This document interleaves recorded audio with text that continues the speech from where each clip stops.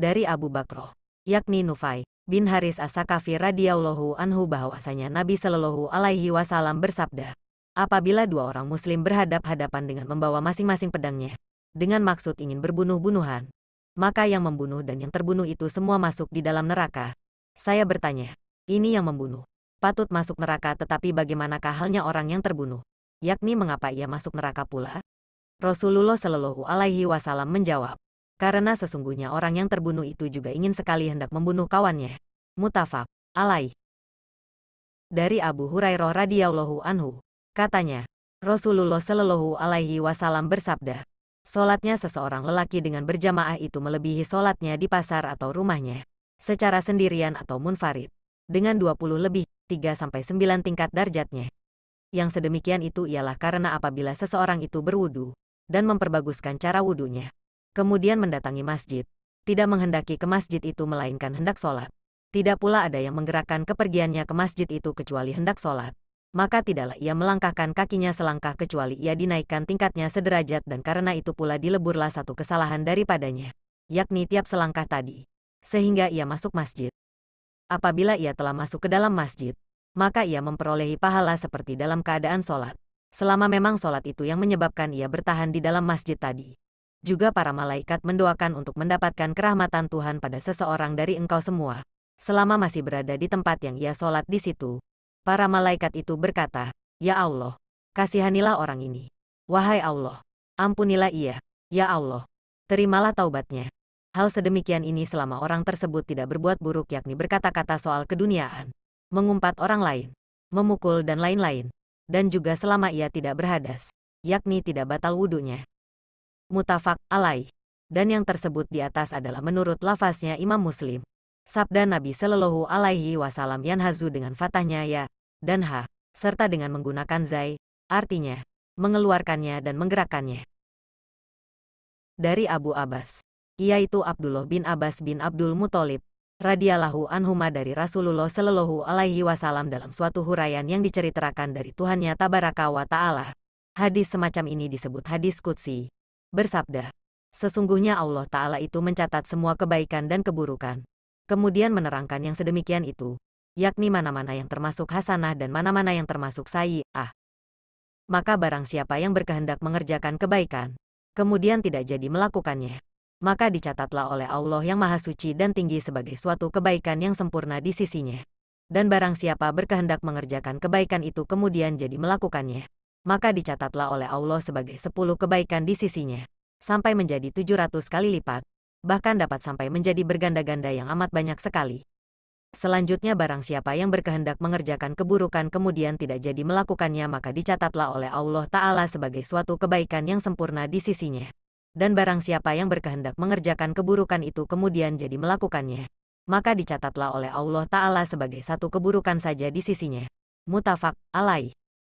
Keterangan hadis di atas menunjukkan besarnya kerahmatan Allah Ta'ala kepada kita semua sebagai umatnya Nabi Muhammad Sallallahu Alaihi Wasallam. Renungkanlah wahai saudaraku, semoga kami dan Anda diberi taufik, pertolongan oleh Allah hingga dapat menginsafi kebesaran belas kasihan Allah, dan fikirkanlah kata-kata ini. Ada perkataan indahu baginya. Inilah suatu tanda kesungguhan Allah dalam memperhatikannya itu. Juga ada perkataan kamitah sempurna. Ini adalah untuk mengukuhkan artinya dan sangat perhatian padanya. Dan Allah berfirman di dalam kejahatan yang disengaja dimaksud akan dilakukan, tetapi tidak jadi dilakukan. Bagi Allah ditulis menjadi satu kebaikan yang sempurna dikukuhkan dengan kata-kata sempurna. Dan kalau jadi dilakukan, ditulis oleh Allah satu kejahatan saja, dikukuhkan dengan kata-kata satu saja, untuk menunjukkan kesedikitannya, dan tidak dikukuhkan dengan kata-kata sempurna. Maka bagi Allah segenap puji dan kurnia. Maha suci Allah, tidak dapat kita menghitung pujian atasnya, dan dengan Allah jualah adanya pertolongan.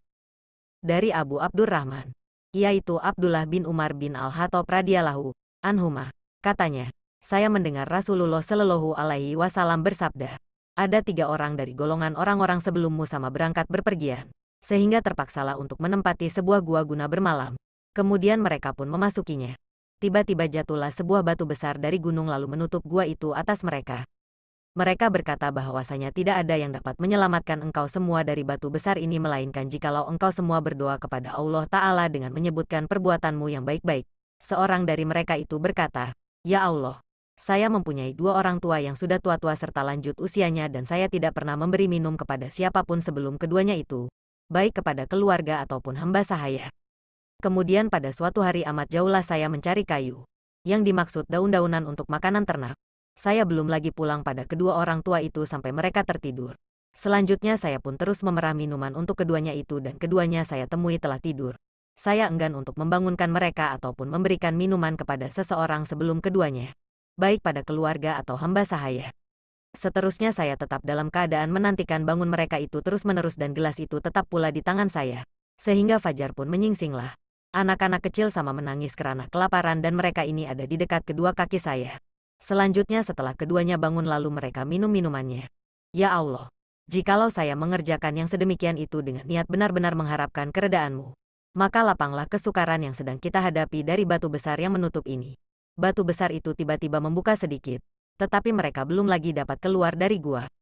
Yang lain berkata, "Ya Allah, sesungguhnya saya mempunyai seorang anak bapak saudara yang wanita, jadi sepupu wanita, yang merupakan orang yang tercinta bagiku dari sekalian manusia. Dalam sebuah riwayat disebutkan, saya mencintainya sebagai kecintaan orang-orang lelaki yang amat sangat kepada wanita. Kemudian saya menginginkan dirinya, tetapi ia menolak kehendakku itu, sehingga pada suatu tahun ia memperolehi kesukaran. Lapun mendatangi tempatku, lalu saya memberikan 120 dinar padanya dengan syarat ia suka menyendiri antara tubuhnya dan antara tubuhku maksudnya suka dikumpuli dalam seketiduran. Ia berjanji sedemikian itu, setelah saya dapat menguasai dirinya. Dalam sebuah riwayat lain disebutkan, setelah saya dapat duduk di antara kedua kakinya, sepupuku itu lalu berkata, "Takutlah engkau pada Allah dan jangan membuka cincin." Maksudnya cincin di sini adalah kemaluan. Maka maksudnya ialah jangan melenyapkan kegadisanku ini, melainkan dengan haknya, yakni dengan perkawinan yang sah. Lalu saya pun meninggalkannya. Sedangkan ia adalah yang amat tercinta bagiku dari seluruh manusia dan emas yang saya berikan itu saya biarkan dimilikinya. Ya Allah, jikalau saya mengerjakan yang sedemikian dengan niat untuk mengharapkan keredaanmu, maka lapangkanlah kesukaran yang sedang kita hadapi ini. Batu besar itu kemudian membuka lagi. Hanya saja mereka masih juga belum dapat keluar dari dalamnya. Orang yang ketiga lalu berkata, "Ya Allah, saya mengupah beberapa kaum buruh dan semuanya telah kuberikan upahnya masing-masing, kecuali seorang lelaki.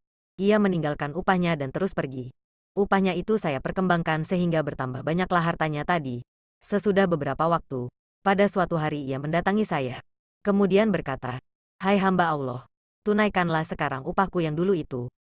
Saya berkata, "Semua yang engkau lihat ini adalah berasal dari hasil upahmu itu, baik yang berupa unta, lembu dan kambing dan juga hamba sahaya." Ia berkata, "Hai hamba Allah, janganlah engkau memperolok-olokkan aku." Saya menjawab, "Saya tidak memperolok-olokkan engkau." Kemudian orang itu pun mengambil segala yang dimilikinya. Semua digiring dan tidak seekor pun yang ditinggalkan. Ya Allah, jikalau saya mengerjakan yang sedemikian ini dengan niat mengharapkan keredaanmu, maka lapangkanlah kita dari kesukaran yang sedang kita hadapi ini. Batu besar itu lalu membuka lagi dan mereka pun keluar dari gua itu. Muttafaq alaih. Keterangan. Ada beberapa kandungan yang penting-penting dalam hadis di atas. Yaitu, 1. Kita disunahkan berdoa kepada Allah dikala kita sedang dalam keadaan yang sulit.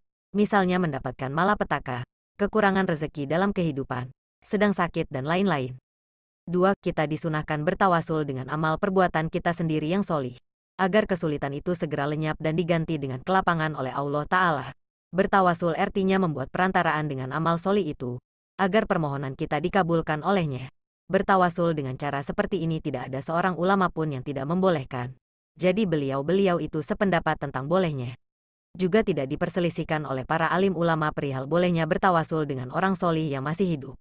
Sebagaimana yang dilakukan oleh Sayyidina Umar radhiyallahu anhu dengan bertawasul kepada Sayyidina Abbas, agar hujan segera diturunkan. Jadi bukan orang-orang solih itu yang dimohoni, tetapi yang dimohoni tetap Allah Ta'ala jua. Tetapi beliau-beliau dimohon untuk ikut membantu mendoakan saja. Kalau yang dimohoni itu orang-orang yang sudah mati, sekalipun bagaimana juga solihnya, semua alim ulama Islam sependapat bahwa perbuatan sedemikian itu haram hukumnya. Sebab hal itu termasuk syirik atau menyekutukan sesuatu dengan Allah Ta'ala yang Maha Kuasa mengabulkan segala permohonan. Namun demikian hal-hal seperti di atas hanya merupakan soal-soal furu'iyah, bukan akidah pokok. Maka jangan hendaknya menyebabkan retaknya persatuan kita kaum muslimin.